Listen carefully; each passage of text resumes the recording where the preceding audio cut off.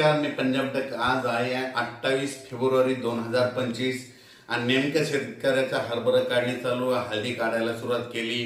काही जणांचे टरबूज चालू आहेत, काही शेतकऱ्याचे अंगूरचे देखील प्लॉट चालू आहेत।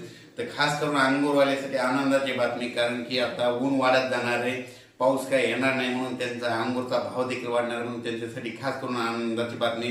कारण की राज्यामध्ये आता हे फेब्रुवारी संपत येईल आहे।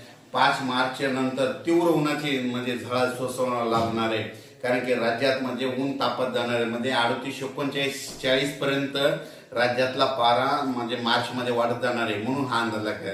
पण राज्यातल्या सर्व शेतकऱ्याचं आता सध्या गहू काढणी चालू आहे, हरभरा काढणी चालू आहे आणि कांदा देखील काढून चालू आहे। तर त्या सर्व शेतकऱ्या आनंदाची बातमी, पाऊस काय येणार नाही, त्याच्यामुळे काही चिंता करायची गरज नाही, म्हणून हा अंदाज सर्व शेतकऱ्यांनी घेतला घ्यायचा।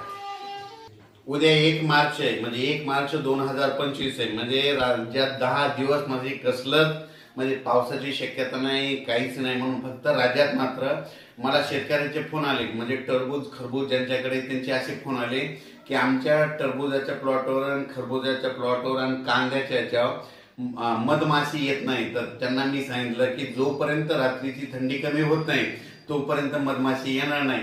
आणि तुम्हाला एक सांगतो की त्यांच्यासाठी परत आनंदाची बातमी काय होणार आहे, 5 तारखेच्या नंतर रात्रीची थंडी कमी होणार आहे। मग 5 ते म्हणजे 10 मार्च पासून परत मधमाशी वाढायला सुरुवात होईल आणि त्याच्यामुळे तुमचं पूर्ण होऊ शकतं आणि तुम्हाला उतार येईल। पण राज्यात मात्र सध्या मात्र 10 मार्च 2025 पर्यंत कसल्याही पावसाची शक्यता नाही, म्हणून हा अंदाज लक्षात घ्यायचा। अचानक वातावरण बदल झाला तर लगेच एक मेसेज दिला जाईल। धन्यवाद।